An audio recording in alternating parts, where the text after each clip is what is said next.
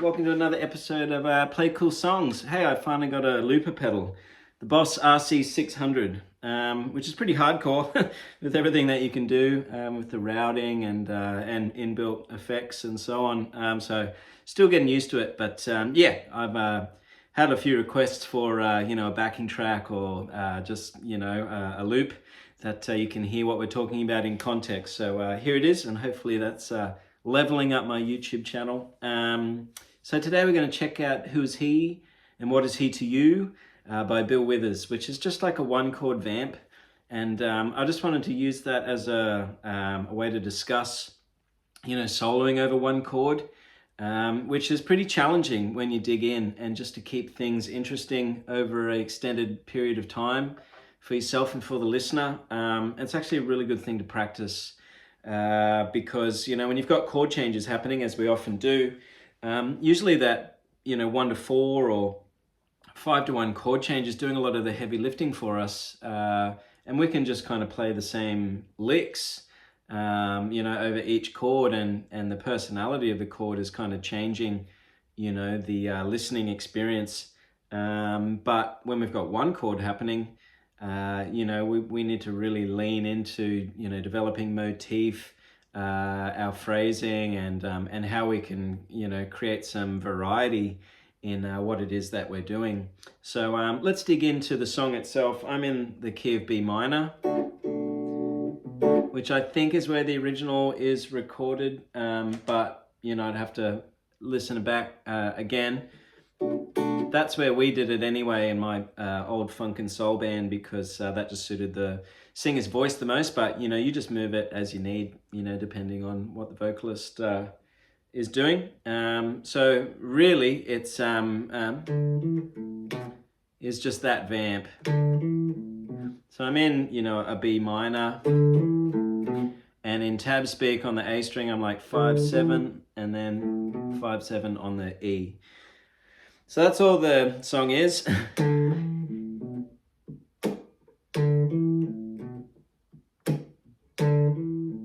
Kind of thing.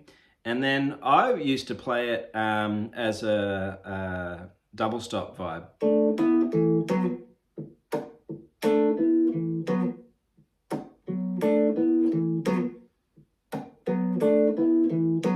So I'm just, grabbing those strings next to each other on 9/9, 7/7, 9/9, and then 7s and 9s up there as well.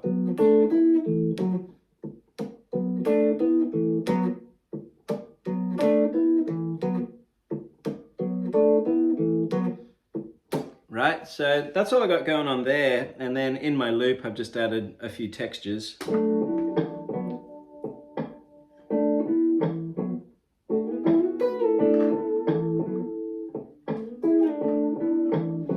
And so in that loop, I've just got B minor until the end of time. And so what can I do with that, once the blues licks kind of run out? So I think the one chord thing is a great way to practice your phrasing and just sort of generating ideas, because that's all there is. There's no changes to kind of lean into with all your ideas there for altered scales or kind of building into each chord change and all of that. So I would say like the call and response idea is important as a starting point, and that's probably kind of level 1 of this exercise, is just coming up with things in B minor which kind of, respond to each other.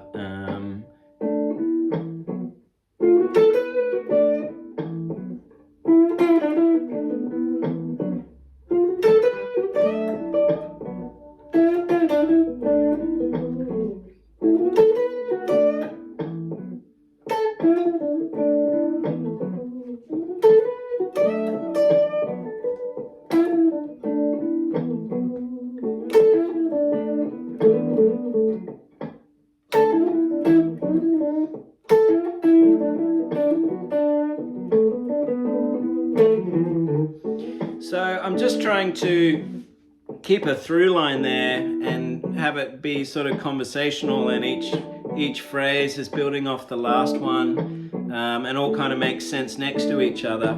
And one thing I noticed with my students is that there's a lot of great ideas, and the guys who know their scales and can play through will kind of give too much information as, you know, they're sort of refining what it is that they're playing in improvisation.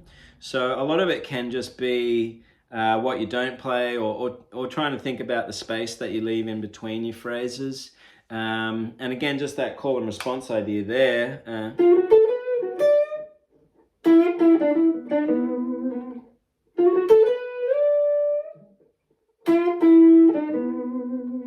You know, it's kind of that Clapton-esque sort of approach, which I've sort of gleaned off, you know, Josh Smith and some of the lesson vids that he's put up, where, yeah, you're just trying to create motif.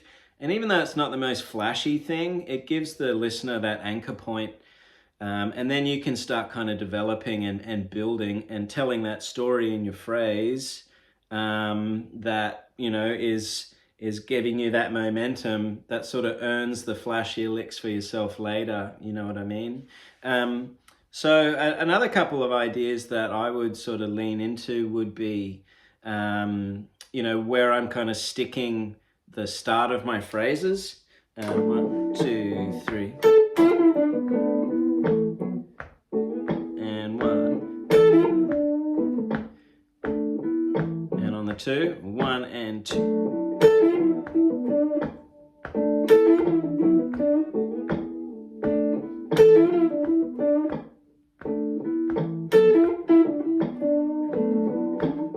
So I'm just trying to play on a different beat, even the simplest phrase, but just starting it on a different beat each time. So I'm thinking of like 1 and then 1 and 2, 2 and 3, and so on. And it just kind of teaches me a little bit about that push and pull within the bar, and where I start that phrase and kind of then where I need to finish it in time.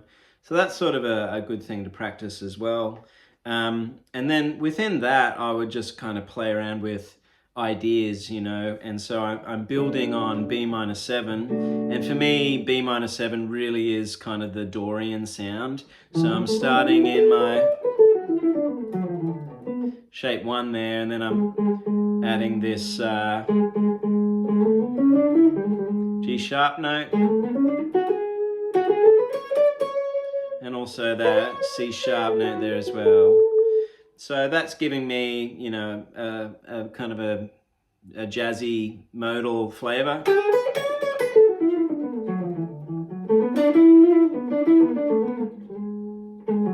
So using that one-chord vamp just to get used to where those notes are and how they sound.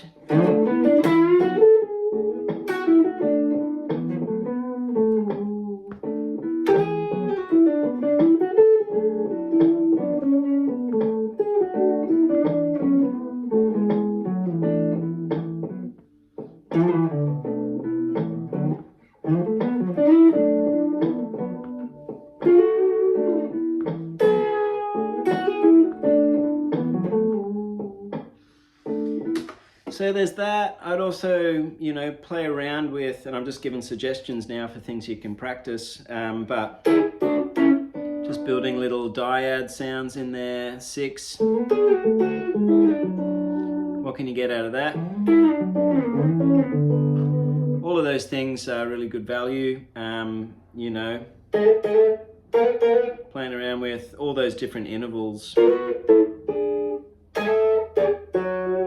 And just trying to, you know, construct little passages for yourself that you can go to when you're improvising, you know, on stage or in a performance setting. So, you know, a lot of what we play, I think, on stage is maybe 50-50 with ideas that I've worked out, you know, in the practice room, and then 50% sort of in the moment. I don't know, but you're building your muscle memory and sort of your glossary of licks and ideas, and also your awareness and understanding of what these notes are and the personality of them and all of that, so that, you know, you've kind of can draw on that palette of musical vocabulary for yourself when you're you know, in the zone and hopefully kind of feeling pretty zen and you know, it's all just kind of flowing for you there.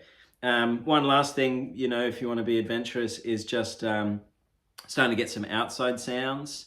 So, you know, melodic minor is great for that, where, you know, it's sort of Dorian, but now I'm going to add in this case, like an A sharp there.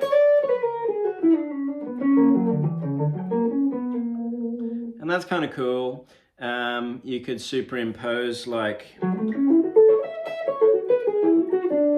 F sharp minor over it as well. So let's hear that. So here's F sharp minor.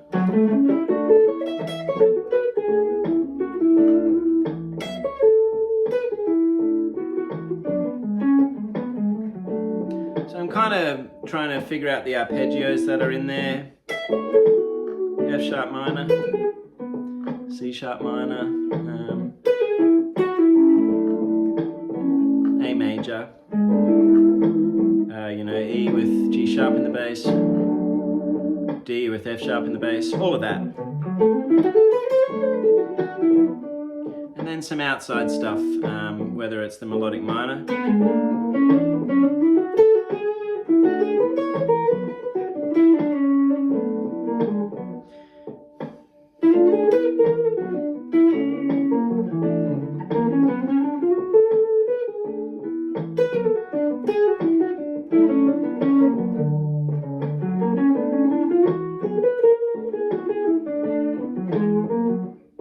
So, you know, maybe it sounds a little weird at first, but the more you kind of work it into your playing, you'll find some phrases and ideas in there which kind of work. The other thing is just play wrong notes. So I'll just take like a trusted kind of pentatonic lick that I do and just move it up a fret, you know. And that's kind of cool.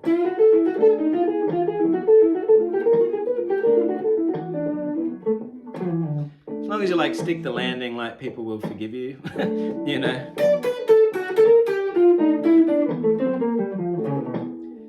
Weird stuff like that can work, or I'm just kind of playing one note, one, you know, string in the scale, one string out, one string in, out. You know, and so you can just start experimenting and just use that as a bit of a sandbox, if you will, for you know, generating some ideas. So anyway, hopefully there's something in there for everyone. It's a cool song, man, and just a good one to jam along with for your own pocket feel and all of that. But yeah, the one-chord vamp and whatever that means to you. You know, it's nice just kind of playing over one chord and maxing out how much vocabulary you can get there. And then obviously I can play all those ideas in any minor 7, you know, context, whether I'm there for the whole song or just, you know, 4 bars or 8 bars or whatever. But yeah, shout out if you have any ideas around that, or yeah, any questions. And yeah, good luck with it. I'll catch you soon for another one. Bye.